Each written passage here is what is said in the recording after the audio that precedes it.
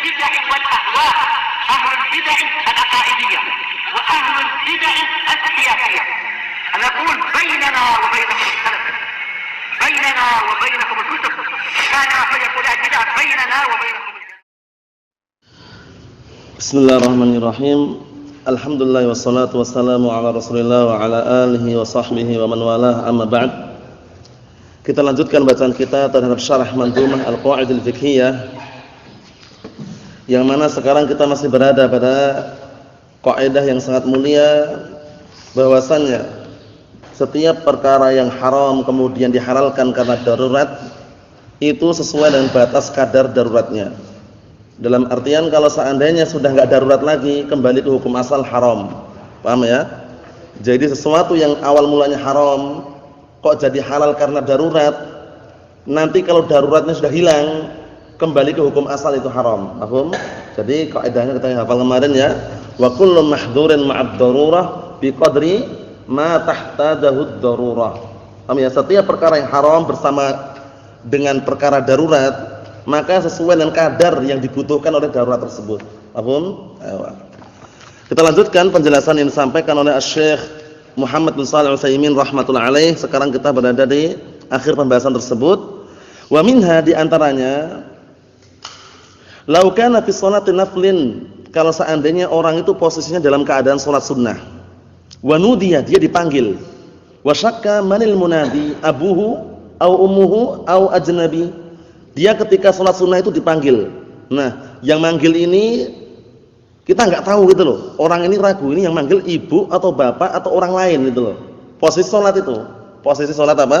Sunnah. Paham insyaallah? Kita lihat. Wal tafata, maka dia di situ boleh dia noleh. Bayangkan, boleh noleh liyatayaqan, agar semakin yakin siapa sih benar yang manggil. Apa maksudnya? Seperti itu. Ini kalau posisi panggilannya apa? Benar-benar harus dia noleh. Tapi kalau panggilan sifatnya cuma mengganggu atau istilahnya panggilannya sifatnya cuma bermain-main, ya jangan ditoleh. Paham maksudnya ya? Tapi kalau perkaranya benar-benar darurat posisinya seperti itu, nah barakallahu fikum, atau istilahnya terpaksa harus noleh tadi itu, diperbolehkan hanya untuk meyakinkan siapa sebenarnya. Paham? Paham belum? Nah, kita lihat, li'annahu idza kana al-munadi abahu au ummah, dikarenakan kalau seandainya manggil itu adalah bapaknya atau ibunya, wa huwa fi naflin, dalam keadaan dia salat sunnah, wajabat alaihi al-ijabah, wajib bagi dia untuk memenuhi panggilan tersebut. Malam ya'lam, malam yu'lam ridha abihi wa ummihi bi adam ijabah, selama tidak diketahui, nah barakallahu fikum, keridhaan bapaknya atau ibunya kalau seandainya tidak dipenuhi panggilannya. Maksudnya apa? Maksudnya kalau bapak ibunya sudah ngomong, nanti kalau kamu lagi sholat, kalau dipanggil enggak usah noleh pun enggak masalah, kami ridho kok, misalkan. Orang tua udah ngomong kayak gitu. Nah, ketika kita lagi sholat kok ternyata dipanggil, itu boleh atau enggak noleh walaupun yang manggil orang tua, karena sudah diketahui keridhoannya, paham ya? Tapi kalau posisi yang manggil kedua orang tua tadi, nah posisi kita sholat sunnah, batalkan pun boleh. Oleh karena itu kisah Juraij, paham ya?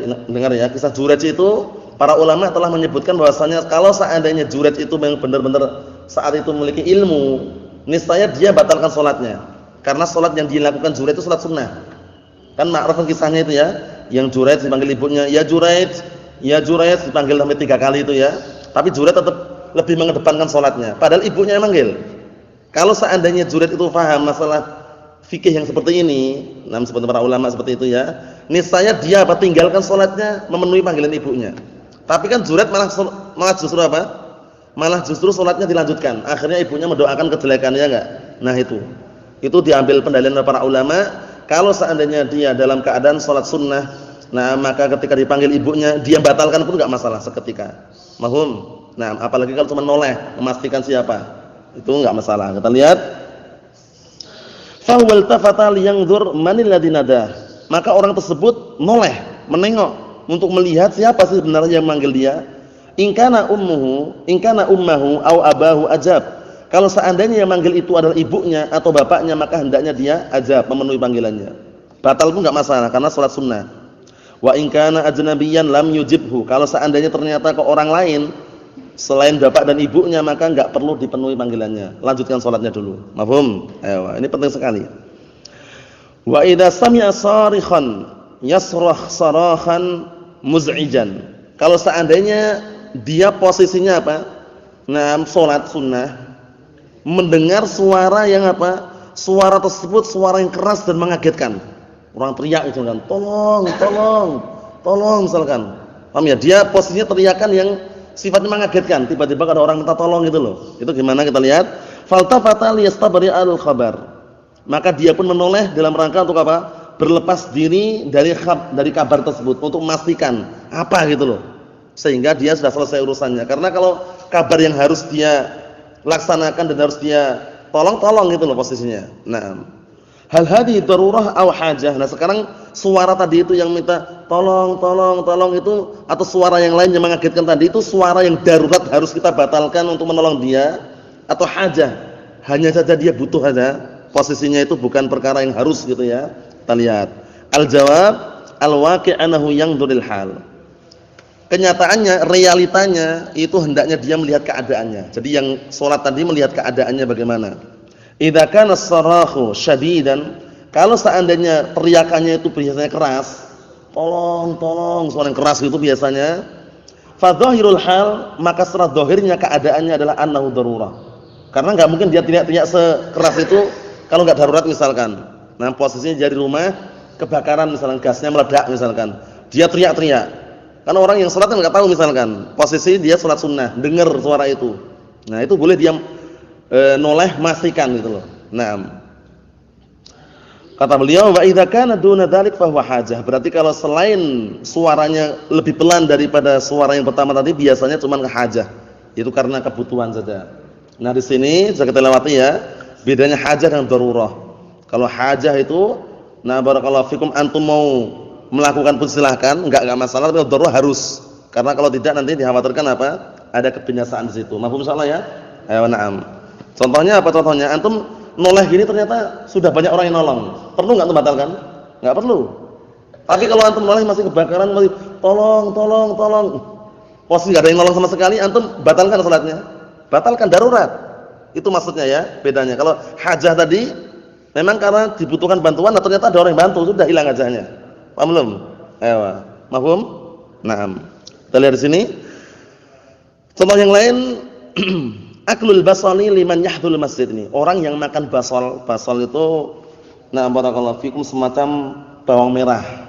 Bawang merah ya, atau bawang bombay tahu antum ya, yang enggak besar itu. Itu memang baunya memang agak menyengat kadang kalau dimakan posisi dalam keadaan masih mentah. Bawang putih juga sama. Itu juga semisal dengan itu. Kita lihat memakan basal bagi orang yang ingin hadir ke masjid. Dzakaral ulama annahu makruh. Para ulama menyebutkan bahwasanya hukumnya makruh, lakin law ihtaja ilaih wa akala. Tapi kalau dia itu butuh dan memakannya, maksudnya untuk berobat misalkan, untuk mengobati penyakitnya, fayajuzu akluhu, maka boleh dia memakannya, wa yakun mubahan, diperbolehkan. Awal mulanya apa? Makruh. Menyengaja wahana mau makan itu untuk lalapan. Posisi dia enggak sakit, untuk lalapan. Nah, ini bagaimana hukum asalnya kalau seandainya dia posisi mau hadir ke masjid, makruh hukumnya. Paham? Tapi kalau untuk obat, paham ya? Untuk obat misalkan obat penyakit barakallahu fikum demam atau mungkin masuk angin, akhirnya dia harus ngunyah bawang putih yang mentah misalkan, kan itu hajah itu kan berarti kan. Nah, itu diperbolehkan mubahan. Ala anna ba'du ahli ilm yaqul walaupun sebagian ahli ilm mereka masih mengatakan annahu la karahata fi akli basal, enggak ada makruh wala syai', enggak dibenci wala syai', enggak makruh mengenai makan apa basal tersebut. Li'anna as-sahabah radhiyallahu anhum, karena segenap para sahabat radhiyallahu anhum lamma fatahu Khaybar, ketika mereka barakallahu fikum membuka Khaybar, itu kemenangan perang Khaybar, wasaru ya'kulunaha, mereka tiba-tiba apa? Makan. Jadi mereka makan basal tersebut. Nahahumun nabiyyu sallallahu alaihi wasallam an ya'kuluha. Saat itu Rasulullah melarang mereka untuk makan basal tersebut ma'a huduril jamaah, bersamaan ketika apa? Hadir jamaah. Faqalu innaha hurrimat. Paham ya? Nah, mereka mengatakan, "Oh, berarti ini diharamkan ini." Qala innahu laysa li tahrimun ma ahallallah, kata Rasulullah. Paham ya? Nah, sesungguhnya tidak ada bagiku, tidak diperbolehkan bagiku untuk mengharamkan perkara yang Allah halalkan. Jadi basal itu halal hukumnya. Paham ya? Kemudian bawang putih juga halal hukumnya. Cuman ketika ingin mendekati masjid, paham ya? Ingin datang ke masjid, hadir salat, itulah menjadi makruh itu loh. Larangannya sampai makruh aja, karahah. An-nahyul karahah, paham ya? Oleh karena itu Rasulullah mengatakan fala yaqrabanna masjidana. Maka hendaknya dia tidak mendekat masjid kami. Bukan berarti basalnya haram. Bukan berarti bawang putihnya haram. Halal, cuman dalam keadaan seperti itu kenapa kok dimakruhkan? Karena ilahnya adalah apa? Al-idza, mengganggu. Ilahnya itu. Jadi walaupun yang antum makan bukan basal pun, bukan bawang putih, misalkan antum makan petai, atau petai antum ya? Petai atau jengkol. Itu baunya kan menyengat itu. Itu masuk enggak itu? Masuk. Intinya idza itu mengganggu. Itu intinya. Mafhum insyaallah? Ayo na'am. Kita lihat akhrajahu Muslimun wa Ahmad min hadits Abi Sa'id radhiyallahu anhu. Lakin idza akhadna bil qaul lil karahah fa innahu 'inda al hajah tazulul karahah. Masyaallah. Akan tapi kalau kita mengambil pendapat bahwasannya basal atau bawang putih tadi itu adalah makruh, maka akan hilang makruh tersebut ketika dibutuhkan. Mafhum insyaallah ya? Ayo na'am. Jadi ketika ada obat yang lain, ada yang lain gitu loh ketika antum mau hadir ke masjid. Paham ya? Tapi kalau enggak ada obat yang lain dan terpaksa harus makan itu, ya enggak masalah, antum hadir ke masjid itu enggak masalah. Karena hukumnya apa tadi? Darurah masuknya. Paham belum? Nah, seperti itu. Fi babil miyah. Sekarang dikaitkan juga kaidah ini dalam masalah air.